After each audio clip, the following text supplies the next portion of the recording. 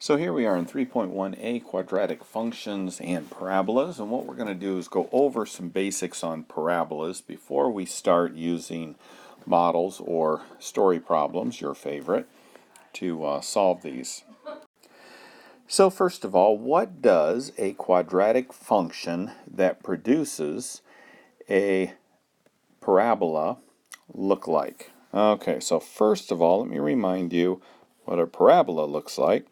A parabola either looks like this or it looks like this. It either opens up or opens down. Those are your two options, and we'll get to how to determine that in just a minute. But what a second degree function or a quadratic function looks like is this: f of x equals ax squared plus bx plus c. Okay, noticed the highest degree on the variable is a 2. Okay, in a linear equation, this is a 1, or it doesn't even show up. It just, it's there, but we don't write the 1.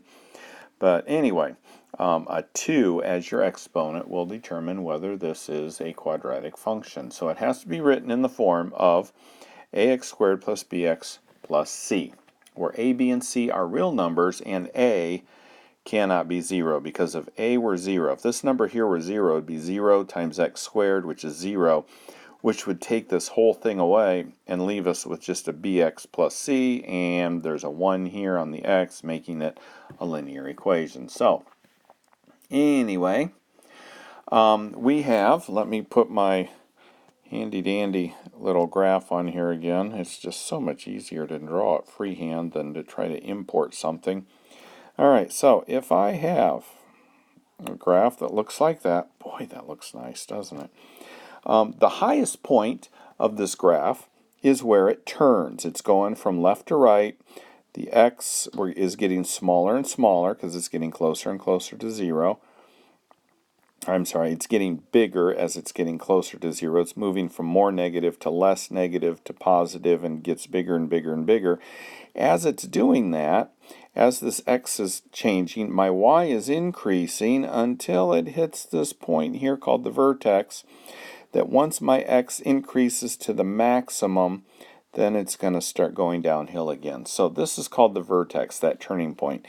If, for instance, I had a parabola that looked like this and is not quite as pretty as my red one, as we go from left to right, my y value is getting smaller and smaller and smaller to my turning point, which is called the vertex, and then it starts getting bigger again. Okay, so these turning points.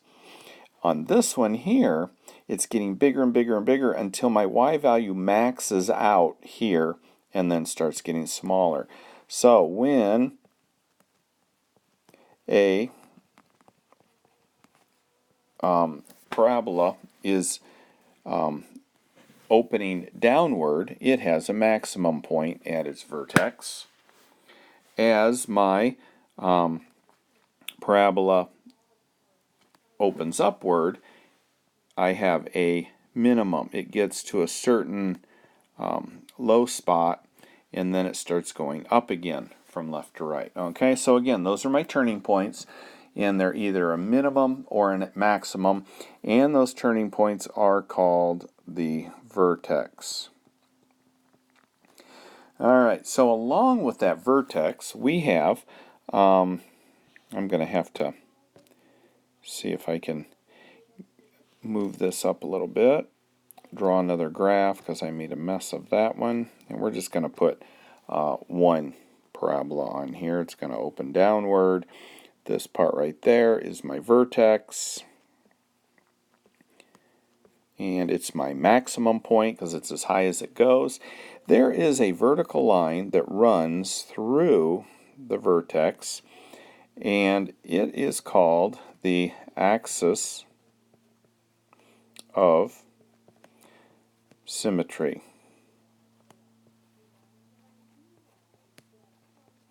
Okay, that's what this is, the axis of symmetry. All right, so knowing where the maximum value is or the minimum value shows us a lot of good information, and we will get to that later. And the graph of every quadratic function that I had up there. Remember the f of x equals ax squared plus bx plus c that I had up here at the top right here will graph a parabola. And the graph of this parabola is dependent on where the vertex is, whether it opens up or down.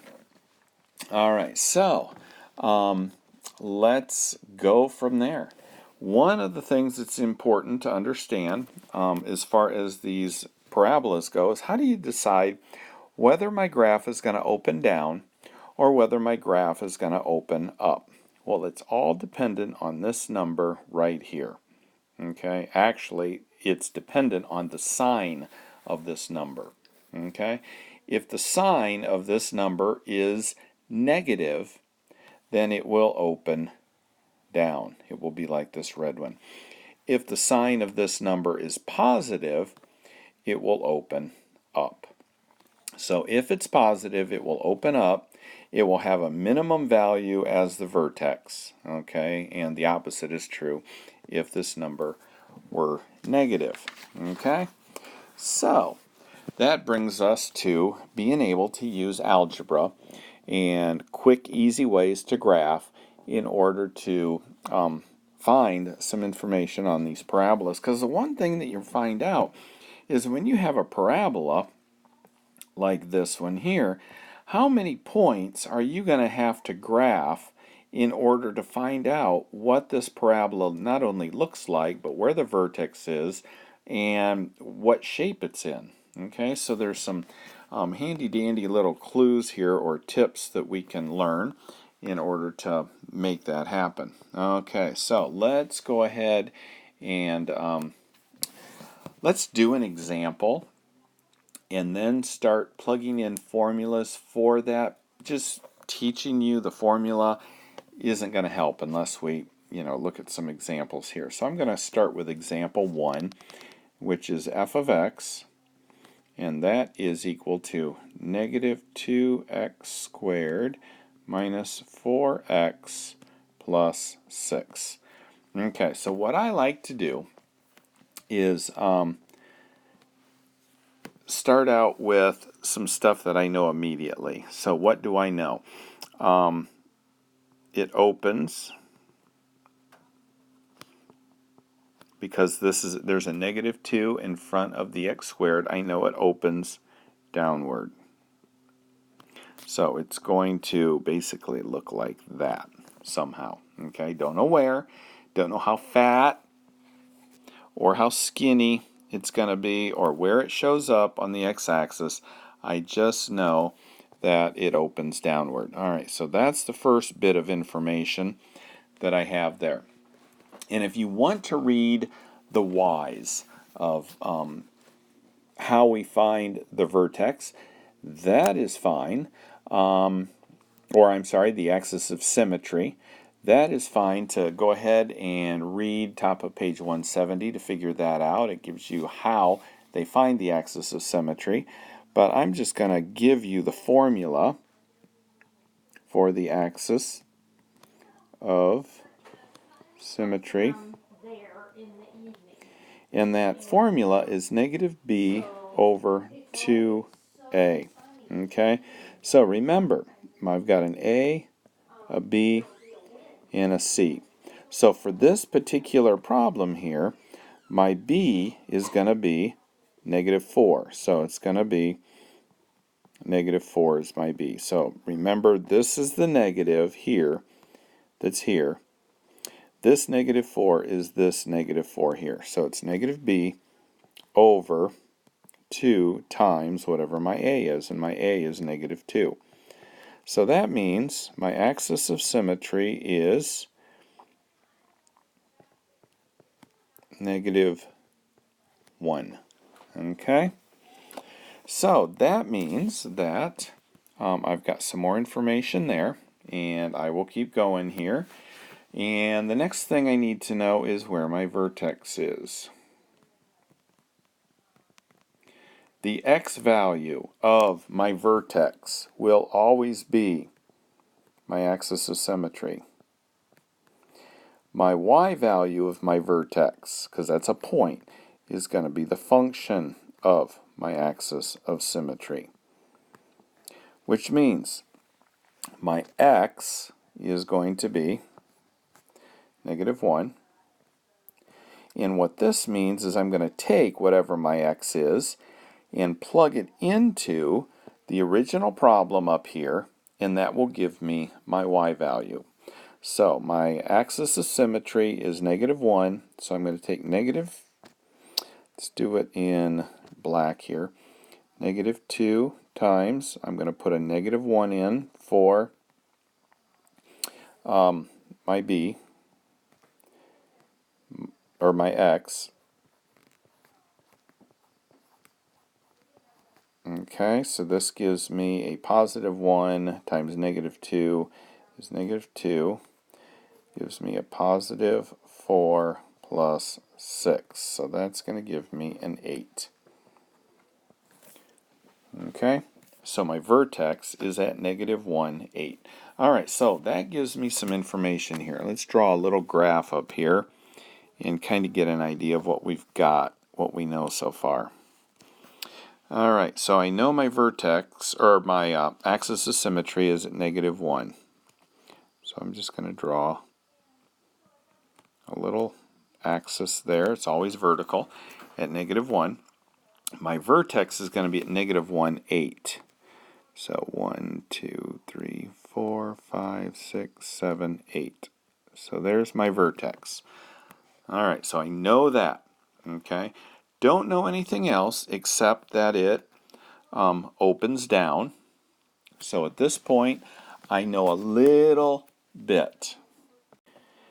Okay, another thing that's going to be helpful here is being able to figure out where this parabola crosses the x-axis, because it's going to cross the x-axis at 2 places, because I know it opens down, so it's going to go down like that and down like that. So it's going to cross here in 2 places.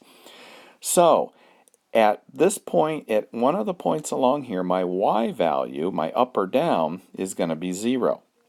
So if I put a 0 in for here and solve for x, I can find out where this is going to cross the x-axis. Okay, so let's move this over a little bit. And I'm going to put 0 in for my f of x.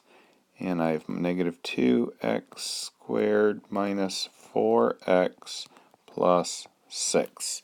Alright, so I'm going to go ahead and solve for that. I'm going to factor out a -2.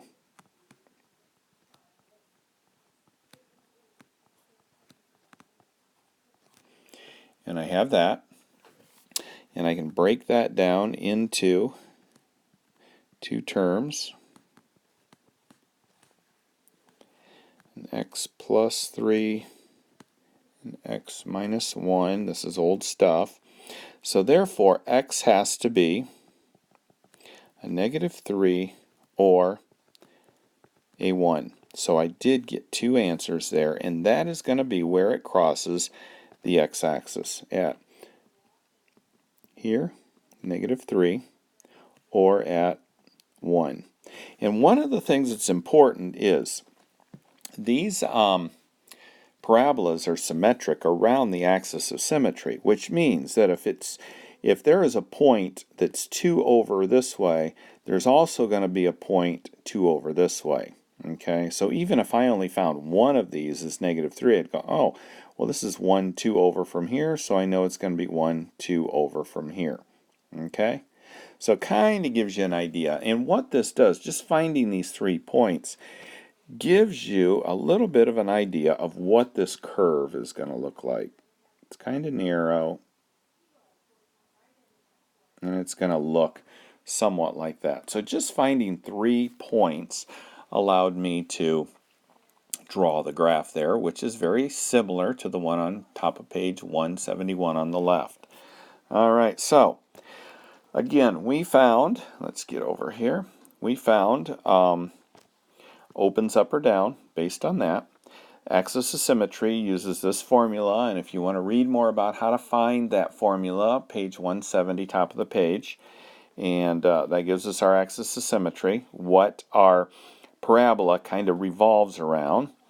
The vertex is going to be, the axis of symmetry is your x value. Taking that axis of symmetry, in this case it was -1, putting it in here, and finding our y value, which in this case was 8, and that gives us our vertex. Then the next step would be finding the x-intercepts, where this parabola crosses the x line.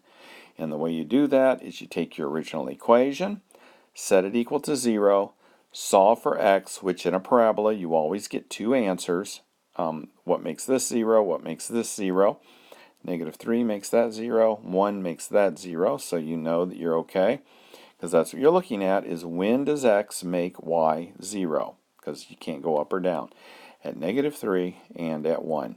So just having those 3 points there gives you a bit of an idea of what your parabola is going to look like, because your parabola is just going to continue doing what it's doing. It's not going to do some psycho thing, somewhere down the page and go back up again. Not going to happen. So just finding those 3 points will help a lot. All right, so that is it for our first video up through example 1.